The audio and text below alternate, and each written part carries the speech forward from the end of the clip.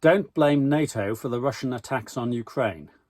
My name's Mike Cashman. There's more videos like this on the channel. Britannia Waives the Rules. Please subscribe if you'd like to see them. So a number of people have been putting posts on social media saying things like, well, NATO isn't blameless in this conflict, with a map illustrating the expansion of NATO. If you are one of those putting those posts out, then I have an analogy for you. And I'm only putting this forward for those people who are reasonable and who are open to argument. If you're a Russian troll who is going to defend Vladimir Putin come what may, then it will have no impact on you.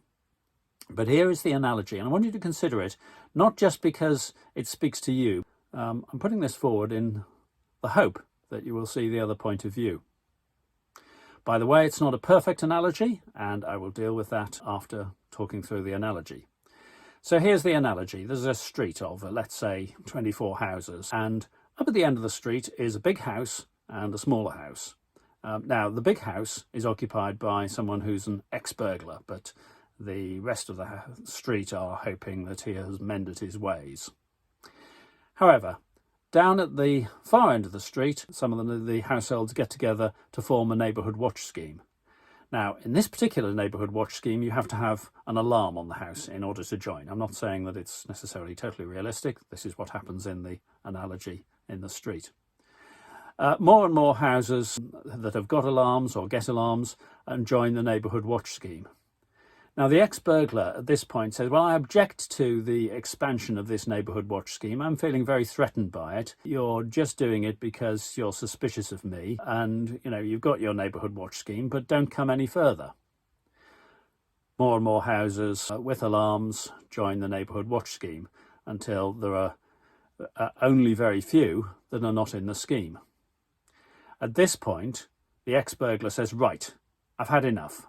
I told you I didn't want you to expand any further, and you have expanded this neighbourhood watch scheme further. It's obviously targeted against me, so I'm not standing for it. I'm not going to have my neighbour join the neighbourhood watch scheme. The neighbourhood watch scheme expands further, and the ex-burglar says, that's enough. He burgles his neighbour's house, destroys the alarm so that the neighbour can't join the neighbourhood watch scheme, and, if it was a full analogy, kills a few people as well.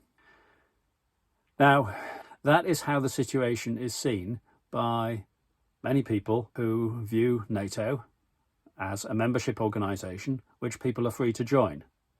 Why should one country have a veto on who else can join NATO?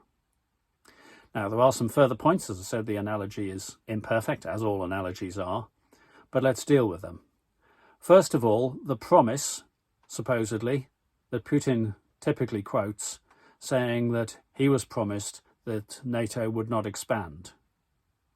This is actually a misquote, and the assurances that he's referring to were about not placing NATO military forces in East Germany, as was, until the Soviet forces had withdrawn.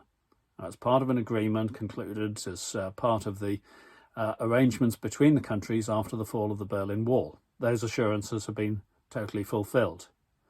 No assurance was given that NATO would not expand further, and there's no reason to give that assurance.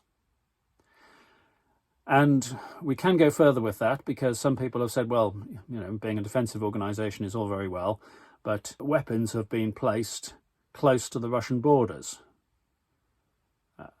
Now, NATO is a defensive organisation and some weapons can be used defensively and offensively. That's true. But let's look at when that happened. In 2014, Russia annexed Crimea by force. I know there was a subsequent referendum, and I know Crimea has an interesting history and was part of Russia until Khrushchev transferred it to Ukraine. Nevertheless, that move into Crimea was an annexation by force.